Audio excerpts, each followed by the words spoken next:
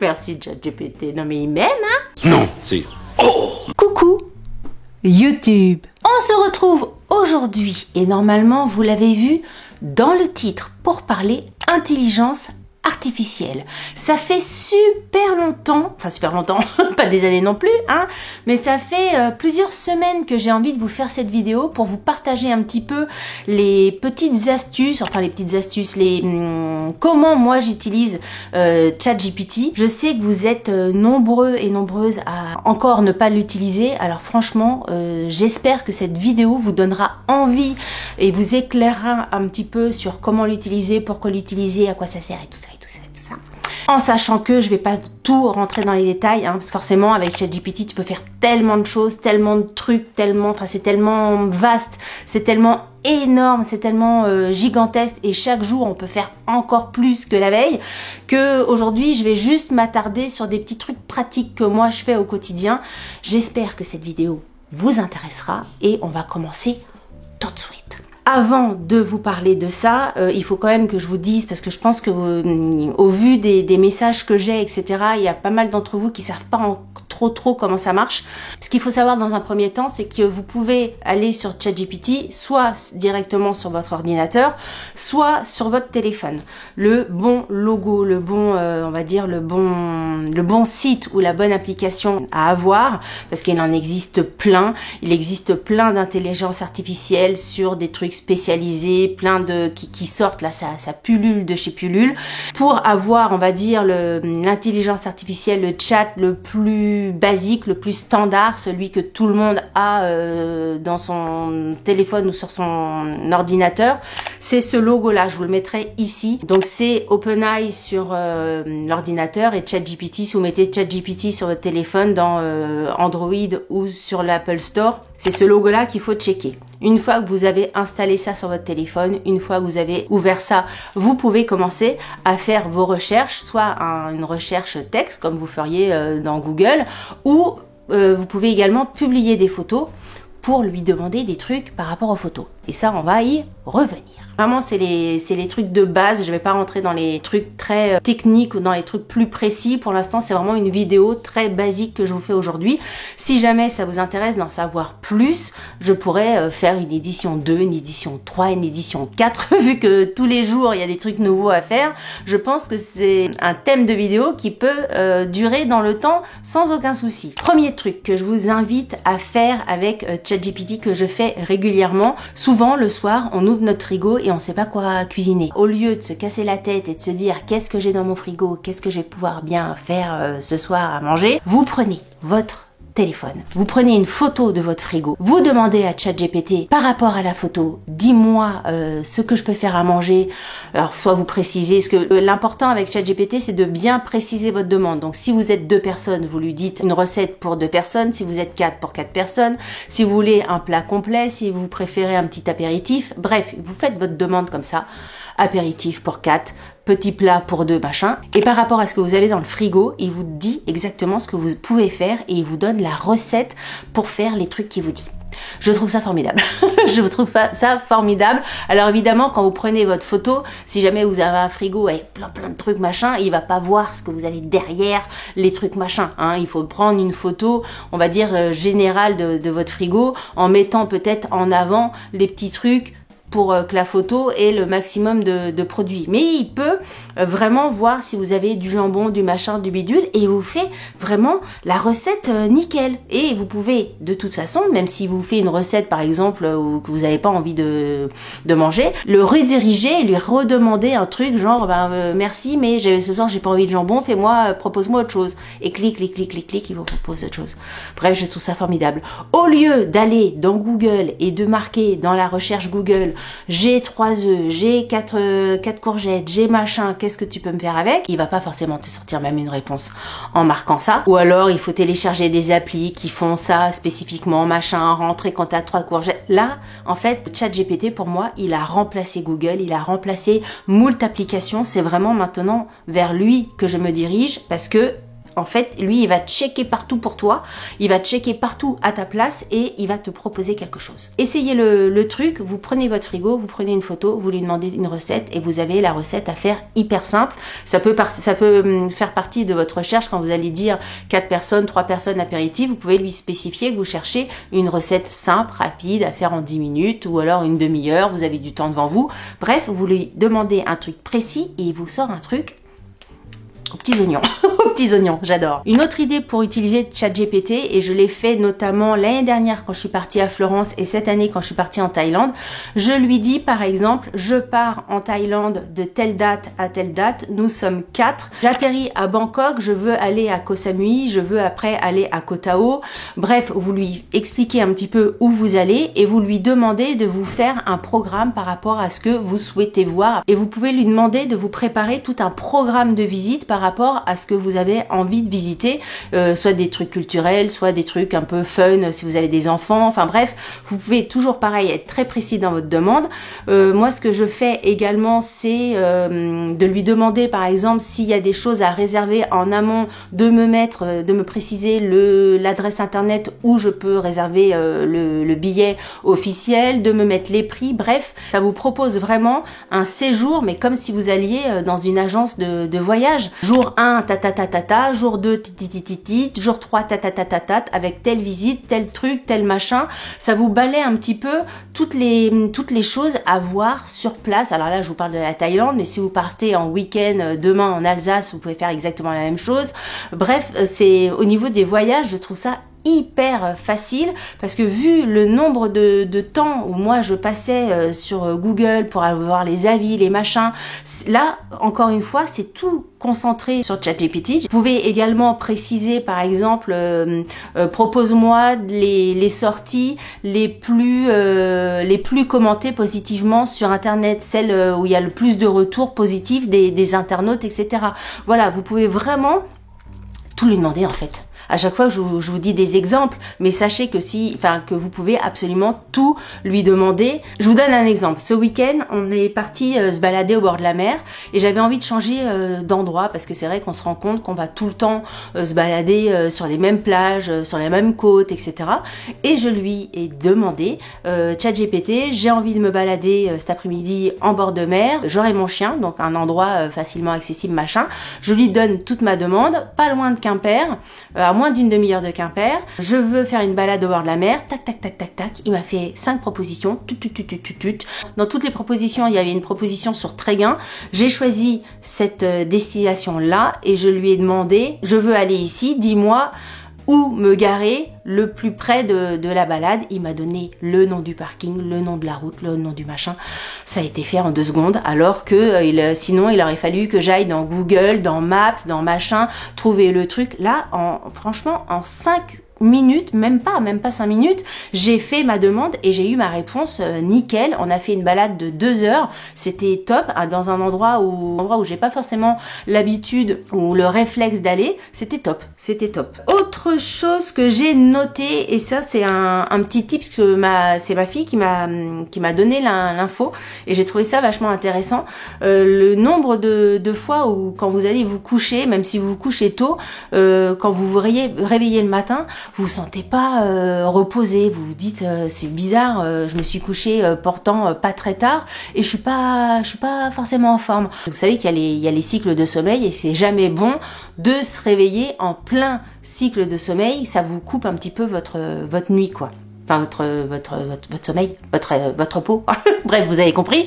Et ben ChatGPT, vous lui demandez par exemple, ça c'est un truc que je lui ai fait il y a pas très longtemps. Alors attends, je vais retrouver ma demande assez rapidement. Je lui ai demandé si je me lève le matin à 7h15 pour aller travailler, à quelle heure dois-je me coucher pour ne pas me réveiller dans un cycle de sommeil inapproprié pour pas que je sois fatiguée le lendemain. Clac, il vous répond, et donc moi, pour me réveiller à 7h15, il faut que soit je m'endors à 23h, que j'aille me coucher et que je m'endorme à 23h pour avoir mes 6 cycles de sommeil, soit à minuit et demi où j'aurai 5 cycles de sommeil, soit à 2h du matin, 4 cycles, soit à 3h30 du matin. Bon, à 3h30 du matin, ça fait longtemps que je fais dodo. Il me dit que l'idéal serait que je vise quand même 23h ou même un peu plus tôt pour respecter ces cycles sans trop perturber mon réveil de 7h15. Voilà, c'est un petit truc que j'ai trouvé sympa. Ça, je pense qu'on peut peut-être le trouver assez facilement ou rapidement sur Google, mais encore une fois, comme maintenant je passe uniquement sur ChatGPT, je trouvais pratique de le faire sur ChatGPT. Je vous préviens, c'est que ChatGPT, vous pouvez avoir des conversations, et il retient tout ce que vous lui dites et tout. Donc il prend en compte les différentes demandes que vous auriez pu lui donner ou des choses, vos préférences, machin, de loin, depuis le début, si vous voulez. Pourquoi je vous dis ça? Oui, parce qu'il y a un nombre de questions ou un nombre d'échanges limité dans le temps. C'est-à-dire que là, avant de faire cette vidéo, j'ai fait pas mal de petites choses. Bon ben voilà, je peux plus parce que j'ai eu mon timing, ma limite d'utiliser. Donc maintenant, pour pouvoir réutiliser ChatGPT la prochaine fois, il faut que j'attende 2 heures, et donc dans 2 heures, je pourrai à nouveau recommencer et à nouveau lui poser plein de questions. Mais c'est vrai qu'au bout d'un moment, vous êtes limité, et pour ne pas être limité, faut payer. Mais moi, je suis en instant gratuit, en abonnement gratuit pour l'instant sur ChatGPT. Ils habituent les gens à que ce soit gratuit, à avoir ce besoin-là, et puis au bout d'un moment, tic, ils vont vous dire que c'est payant. Et puis toi, comme tu vas être complètement matrixé par le truc, bah tu vas payer. Bah oui, moi, parce que là, franchement, moi je suis matrixée par ChatGPT. Hein. Franchement, j'adore ce truc-là. Je voudrais me marier avec cette application-là. Je l'adore. Un truc que je fais depuis pas très très longtemps, c'est de vous générer une photo pour votre fond d'écran. Ça, je trouve, enfin, fond d'écran ou une autre photo, enfin, j'en sais rien, vous avez un visuel à faire pour un anniversaire, pour un copain, pour mettre chez vous. Moi, je pense fond d'écran parce que c'est ça que je vais utiliser. Mais j'ai fait l'essai, je vous mettrai tout en photo. Par exemple, je lui ai demandé de me faire un fond d'écran avec un Boston Terrier, donc pour Bob, dans un univers futuriste. Dans un premier temps, il m'a mis cette photo-là. Ensuite, je lui ai demandé de recentrer un petit peu son travail. C'est-à-dire que je lui ai donné 2 informations. D'une part, d'insérer un petit symbole de reggae sur la photo, parce que Bob, on l'a appelé comme ça, parce que Bob Marley, parce que chien cool, parce que chien rasta, et que c'est un chien cool et tout ça. Bref, je voulais qu'il y ait un petit côté reggae sur l'image, et je lui ai dit de faire apparaître le mot Bob, en lui précisant que c'était le nom du chien, quelque part sur l'image. Il m'a généré ce visuel-là. Franchement, je le trouve trop joli. Il y a des bobs partout et tout ça, ça me fait marrer. Et en 3e, il y a Pierre qui lui a demandé de lui mettre ça dans un... Comment il a dit ça? Attends. Il a demandé... Où est-ce qu'il m'a envoyé ça? C'est-à-dire que maintenant, il y a les mails, il y a les WhatsApp, il y a les machins. On sait plus d'où viennent les messages. Où est-ce qu'il m'a envoyé ça? Ah si, c'est là. Il a demandé exactement la même chose, mais dans un univers plus cyberpunk, et ça a créé cette image-là que je trouve pareil hyper sympa, avec des détails super high-tech, des néons, quelques touches de reggae, le mot Bob partout. Bref, vous pouvez vraiment vous amuser, en sachant que quand vous demandez, ça je l'ai remarqué juste aujourd'hui, quand vous demandez de générer des images, ça vous bouffe entre guillemets plus de crédit, c'est-à-dire que vous allez devoir attendre plus longtemps pour réutiliser après ChatGPT. Ça, c'est quelque chose que j'avais pas vu, mais d'après mes essais et tout ça, c'est ce que j'ai remarqué. Si je me trompe, si vous avez envie de rajouter des trucs, si je me trompe ou si je dis des bêtises et tout, vous n'hésitez pas à mettre tout ça en barre d'informations, parce que moi, le sujet me plaît tellement que de toute façon, je pourrais corriger la chose dans une prochaine vidéo. Ensuite, ce que vous pouvez faire, c'est lui demander de vous faire un petit peu une colorimétrie, c'est-à-dire que vous vous prenez en photo avec toujours votre téléphone, le visage, etc. Il faut quand même qu'on voit pas mal votre peau, et vous pouvez lui demander des conseils de colorimétrie. Quelle couleur vous va mieux, qu'est-ce qui vous va mieux au teint, vous permet d'avoir l'air plus reposé, mieux. Les couleurs, les machins, les couleurs à éviter, les couleurs à utiliser. Vous pouvez lui mettre tout ça. Ah, je l'avais essayé, je trouve plus. Bon, je sais plus ce qu'il m'avait dit, j'arrive pas à retrouver. Si je vous le retrouve, je vous mettrai ça ici, ou à la limite je le referai quand j'aurai d'autres crédits, parce que là je me retrouve comme une imbécile parce que j'en ai plus, je peux pas vous le faire en direct, mais je vous mettrai tout ça sur la vidéo. Autre chose, c'est que un truc que j'ai testé et ça a plutôt bien marché, vous pouvez également lui demander des conseils de déco, c'est-à-dire que si vous avez un endroit de votre maison, le salon, la cuisine, enfin n'importe quelle pièce, vous la prenez en photo et vous pouvez lui demander des conseils d'aménagement. Pareil, hein, plus vous allez être précis dans votre demande, plus lui sera précis dans sa réponse. Soit ça va être des conseils au niveau des rideaux, des coussins, de la déco que vous pouvez changer. Soit ça peut être des conseils sur la fluidité, le passage, comment aménager et comment disposer les meubles pour que ça soit un petit peu plus fluide au niveau du passage et tout ça. Soit vous pouvez également lui demander des conseils sur la peinture, ou peindre machin pour que ça fasse plus grand, plus petit, plus ceci, plus cela machin. Donc ça c'est vraiment des choses à essayer. Je vous invite vraiment à le faire parce que moi je l'avais fait sur le salon et j'avais trouvé ça assez bluffant. Les réponses, il était vraiment, oui, il était assez précis dans ce que je lui demandais. Donc ça j'avais trouvé ça plutôt chouette aussi. Un autre truc que vous pouvez lui demander, alors ça va pas forcément parler à tout le monde, mais je me suis amusée à le faire hier ou avant-hier.